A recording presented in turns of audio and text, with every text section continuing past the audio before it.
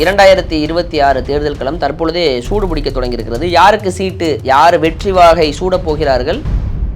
கிட்டத்தட்ட ஒரு 10 சட்டமன்ற தொகுதிகளில் ஒரு 3 to 4 தொகுதிகளில் மாற்றப்படக்கூடிய வேட்பாளர்கள் முதன்மை கும்மிடிப்பூண்டி, பூந்தமல்லி, திருவள்ளூர் போன்ற தொகுதிகளை வச்சிருக்கிறாங்க. எந்த அளவுக்கு இறுதி வேட்பாளர் பட்டியல் செய்யறாங்கிறத நம்ம பொறுத்து வந்து பார்க்கணும். காரணம், இளைஞர்களுக்கு வாய்ப்பு அப்படிங்கிற நோக்கத்தில் 2 to 3 தொகுதியை மார்க் பண்ணும் பொழுது, அதாவது கும்மிடிப்பூண்டியையும் மார்க் பண்றாங்க, பூந்தமல்லியை மார்க் பண்றாங்க, திருவள்ளூரை மார்க் பண்றாங்க. காரணம், விஜயோடைய வருகை அவர்களை பாதிக்குது. பூந்தமல்லி தொகுதியை பொறுத்த வரைக்கும் நரேஷ் அவர்கள் அப்படிங்கிறவர் வேட்பாளரா, இவரை முன்பு திருவள்ளூர் நாடாளுமன்ற தேர்தலில் இவர் தான் வேட்பாளரா வருவதாக இருந்தது.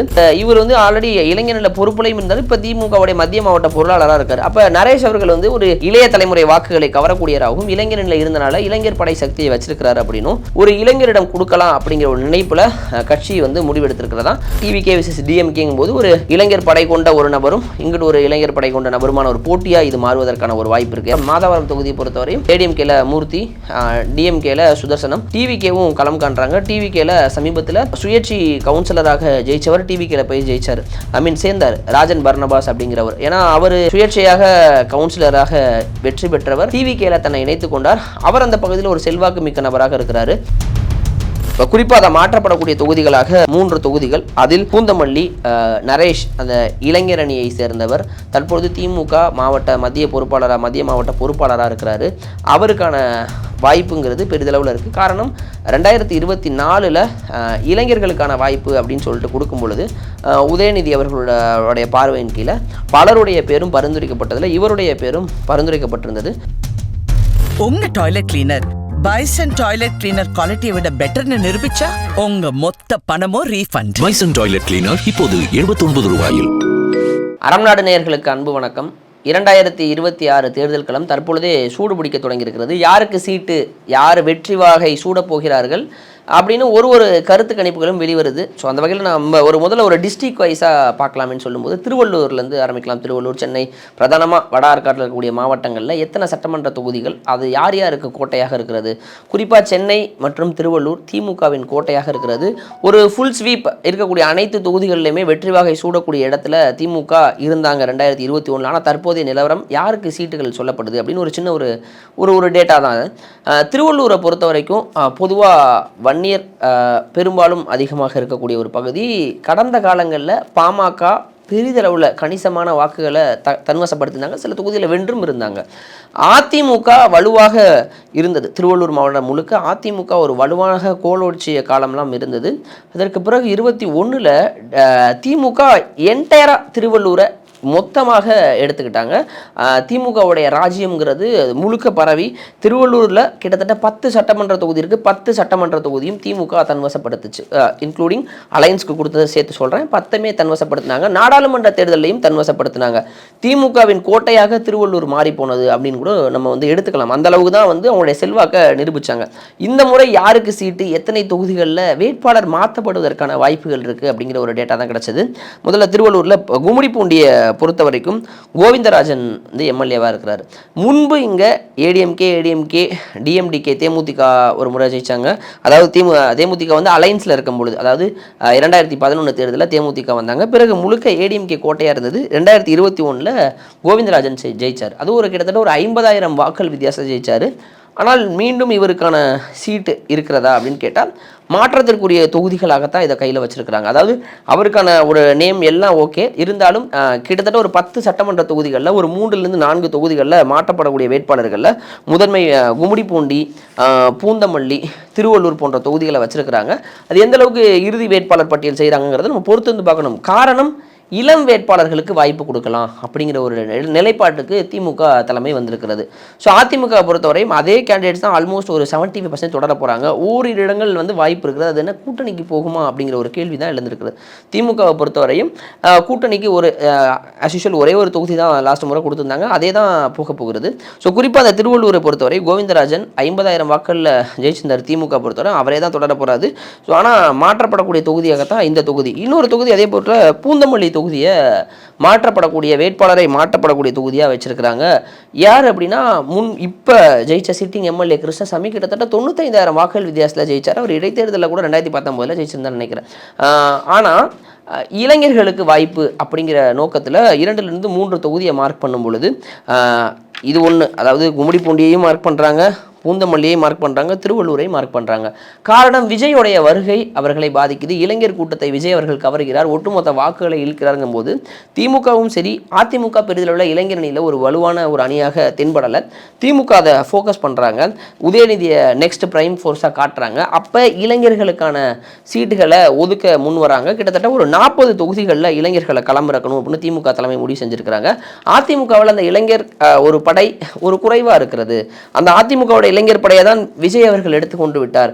திமுகவுக்கு நிகரை விட விஜயின் இளைஞர் படை வலுவாக இருக்கிறது அப்படிங்கிற ஒரு தோற்றம் இருக்கும்போது திமுக அதை அறுவடை செய்யணும்னு நினைக்கிறாங்க. திமுகவும் இளைஞர் படையை களமிறக்கிறாங்க. அந்த வழியில் தான் பூந்தமல்லி தொகுதியை பொறுத்த வரைக்கும் நரேஷ் அவர்கள் அப்படிங்கிறவர் வேட்பாளராக, இவரை முன்பு திருவள்ளூர் நாடாளுமன்ற தேர்தலில் இவர் தான் வேட்பாளராக வருவதாக இருந்தது. பிறகு சசிகாந்த் செந்திலுக்கு கூட்டணிக்கு மாறியதால் அங்கே போனது. ஏன்னா இவர் ரொம்பவே இளைஞர்களில் பரிச்சயமான ஒரு நபராக இருக்கிறாரு. அண்டு இவர் ஆல்ரெடி இளைஞர்களில் பொறுப்புலையும் இருந்தார். இப்போ திமுகவுடைய மத்திய மாவட்ட பொருளாளராக இருக்கார். அப்போ நரேஷ் அவர்கள் ஒரு இளைய தலைமுறை வாக்குகளை கவரக்கூடியவராகவும் இளைஞர்களில் இருந்தனால இளைஞர் படை சக்தியை வச்சிருக்கிறாரு அப்படின்னும் ஒரு இளைஞரிடம் கொடுக்கலாம் அப்படிங்கிற ஒரு நினைப்பில் கட்சி முடிவெடுத்திருக்கிறதா. ஆனால் கிருஷ்ணசாமி கடந்த முறை ஜெயிச்சிருந்தாலும் இவருக்கான ஒரு வாய்ப்பை ஒரு இளைஞர் அணிக்கு கொடுக்கும் பொழுது நிச்சயமாக ஒரு மாற்றமாக இருக்கும் அப்படிங்கிற ஒரு நிலைப்பாட்டில் நரேஷ் அவர்களை தேர்வு செஞ்சுருக்கிறாங்க அப்படிங்கிற ஒரு தகவல் வருது. ஒருவேளை அந்த டிவிகே விசஸ் டிஎம்கேங்கும் போது ஒரு இளைஞர் படை கொண்ட ஒரு நபரும் இங்கிட்டு ஒரு இளைஞர் படை கொண்ட நபருமான ஒரு போட்டியாக இது மாறுவதற்கான ஒரு வாய்ப்பு இருக்குது. ஏன்னா டிவிகே எந்த அளவுக்கு ஓட்டை பிரிக்க போகிறாங்க, அந்த இளைஞர் படை எவ்வளோ ஓட்டுகளை மாற்றி குத்த போகுதுங்கிற அந்த ஒரு ரேஷியோ இருக்குல்ல, அதை ஈர்ப்பதற்காக பூந்தமல்லி தொகுதியை நரேஷ் அவர்களுக்கு ஒதுக்குவதற்கான வாய்ப்புகள் பெரும்பாலும் இருக்கிறது அப்படிங்கிற தகவல் தான் வந்தது. அதே போல் திருவள்ளூரில் ராஜேந்திரன் அவர்கள் 16, 21, 2 எம்எல்ஏவாக இருந்தார். அவரும் சீட்டில் இருந்து மாற்றப்படுறதுக்கான ஒரு வாய்ப்பு இருக்கிறதா சொல்லப்படுது. ஸோ பூந்தமல்லியில் 95,000 வாக்குகள் வித்தியாசம் ஜெயிச்ச கிருஷ்ணசாமி மீது சற்று அதிருப்தின்னு சொல்ல முடியவில்லை. ஆனால் மாற்றப்படக்கூடிய தொகுதிகளான பட்டியலில் திருவள்ளூர், பூந்தமல்லி, கும்மிடிப்பூண்டி இந்த 3 தொகுதியை வச்சுருக்கிறாங்க. மற்றபடி ஆஸ் யூஷுவல் இருக்க போகிறதா இருக்க போது பொன்னேரியில் காங்கிரஸ் கடந்த முறை ஒதுக்குனாங்க. துரை சந்திரசேகர் நின்னார், காங்கிரஸ் எம்எல்ஏ. அவரே தொடரப் போகிறாரா, காங்கிரஸுக்கு தான் ஒதுக்க போகிறாங்களா அப்படின்ட்டு. ஏடிஎம்கேல பல்ராமன் நின்னார். பல்ராமன் சற்று முன்பு எம்எல்ஏவாக இருந்தார், 16 எம்எல்ஏவாக இருந்தார். கொஞ்சம் பரிச்சயமான முகமாக தான் இருந்தார். பட் 21 காங்கிரஸுக்கு ஒதுக்கி துரை சந்திரசேகர் அவர்கள் ஜெயிச்சாங்க. மீண்டும் அதே தான், துரை சந்திரசேகர் விசஸ் பல்ராமங்கிற ஒரு மோதல் தான் இருக்க போது. திருத்தணியில் ஆஸ் யூஷுவல் எஸ் சந்திரன் நல்ல விளம்பரங்கள்லாம் பயங்கரமாக பண்ணிகிட்டு இருக்காரு. அவரே தான் எம்எல்ஏ கண்டெஸ்ட் பண்ண போகிறாரு. ஆவடி நாசர், மாதாவரம் தொகுதியை பொறுத்தவரையும் ஏடிஎம்கேல மூர்த்தி, டிஎம்கேல சுதர்சனம் அவர்களுக்கு சீட் அப்படிங்கிறது மாற்றப்படக்கூடிய தொகுதிகளாக இல்லை. பட் அதிருப்தியாக உள்ள சில உட்கட்சி சண்டைகள்லாம் எழுந்ததன் காரணமாக அவர் ஒரு சீட்டு ஒரு கேள்விக்குறியாக சற்று நிறைய சலசலப்புகள் வந்தது. ஆனால் மூர்த்தி அவர்கள் ஏடிஎம்கேல ஒருவேளை கூட்டணிக்கு அந்த தொகுதி போகவதாக இருந்தது, பாஜகவுக்கு போகிறதாக இருந்தது. பிறகு பாஜகவா இல்லை ஏடிஎம்கேவான ஒரு இழுபறி நீடித்து கொண்டிருக்கிறது. அந்த வகையில் மூர்த்தி விசஸ் சுதர்சனம் அப்படி தான் இருக்கும். ஆனால் அங்கே டிவிகேவும் களம் காண்றாங்க. டிவிகேல சமீபத்தில் சுயேட்சை கவுன்சிலராக ஜெயித்தவர் டிவிகேல போய் ஜெயிச்சார், சேர்ந்தார் ராஜன் பர்னபாஸ் அப்படிங்கிறவர். ஏன்னா அவர் சுயேட்சையாக கவுன்சிலராக வெற்றி பெற்றவர். டிவிகேல தன்னை இணைத்து கொண்டார். அவர் அந்த பகுதியில் ஒரு செல்வாக்கு மிக்க நபராக இருக்கிறாரு. அவர் இப்போ டிவிகேல நிற்கும் பட்சத்தில் அவர் பெரிதளவில் வாக்குகளை உடைப்பார் அப்படிங்கிறது எதிர்பார்க்கப்படுது. நிச்சயமாக இரு பெரும் ஜாம்பவான்களுக்கு தலைவலியாக அவர் உருமாறுவார் அப்படின்னு தான் எதிர்பார்க்குறாங்க. ஏன்னா ஒரு பக்கம் மூர்த்தி, இன்னொரு பக்கம் சுதர்சனம், நடுவில் ராஜன் பர்னபாஸ், தாவேகா சுயேட்சை கவுன்சிலர். அவருடைய இம்பாக்ட் எந்த அளவுக்கு இருக்க போங்கிறது மாதாவரம் சட்டமன்ற தொகுதியில் ஒரு மிக பெரிதளவில் ஒரு எதிர்பார்ப்பு கிரியேட் ஆகிருக்கு. அம்பத்தூர் ஜோசப் சாமுவேல் அவர் ஒரு நல்ல ஒரு வலுவான கேண்டிடேட் தான். பட் அந்த தொகுதியுமே மாறுவதற்கான தொகுதியாகத்தான் குறிக்கப்பட்டிருக்கிறது. ஐ மீன் வேட்பாளர்கள் வேறு புதுமுகங்களுக்கான வாய்ப்புகளுடைய பட்டியலில் வச்சுருக்கிறாங்க. ஸோ மற்றபடி மதுரவாயில், திருவெற்றியூர் அடங்கிய அந்த தொகுதிகள், திருவெற்றியூர் சங்கர் அவர்கள் சீமான்லாம் நின்னார், ஒரு 30,000 வாக்களில் ஜெயித்தாங்க. இதுதான் தொடரப்போகிறது. இப்போ குறிப்பாக அதை மாற்றப்படக்கூடிய தொகுதிகளாக 3 தொகுதிகள். அதில் பூந்தமல்லி நரேஷ் அந்த இளைஞர் அணியை சேர்ந்தவர் தற்பொழுது திமுக மத்திய மாவட்ட பொறுப்பாளராக இருக்கிறாரு. அவருக்கான வாய்ப்புங்கிறது பெரிதளவில் இருக்குது. காரணம் 2024 இளைஞர்களுக்கான வாய்ப்பு அப்படின்னு சொல்லிட்டு கொடுக்கும் பொழுது உதயநிதி அவர்களுடைய பார்வையின் கீழே பலருடைய பேரும் பரிந்துரைக்கப்பட்டதில் இவருடைய பேரும் பரிந்துரைக்கப்பட்டிருந்தது. கூட்டணிக்கு சென்றதால் அப்போ அவர் நிற்க முடியாமல் போச்சு. அதனால் இந்த முறை வீரியமாக அவருக்கான ஒரு வாய்ப்பு இருக்குது அப்படின்னு நம்புகிறாங்க.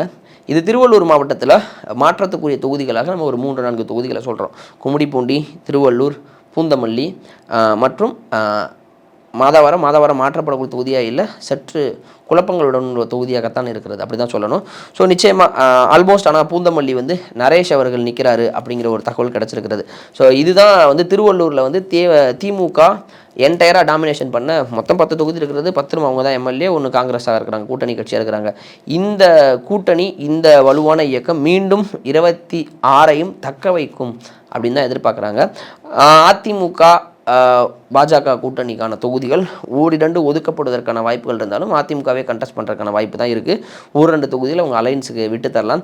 தாவேகா சற்று வலுவான தொகுதிகளாக சென்னையில் குறிப்பாக மாதவரம் சொல்லலாம். ஏன்னா நான் சொன்னது போன்ற சுயேட்சை கவுன்சிலர் ராஜன் பர்னபாஸ் இணைந்துள்ளது அவங்களுக்கு ஒரு சக்தியாக இருக்கலாம்.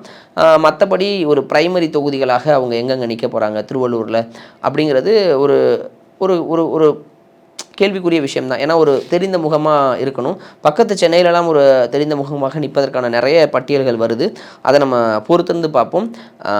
அடுத்த வீடியோவில் சென்னை சார்ந்து, சென்னையுடைய தொகுதிகள் சார்ந்து யார் யார் கண்டெஸ்ட் பண்ண போகிறாங்கன்னு பார்ப்போம். நன்றி.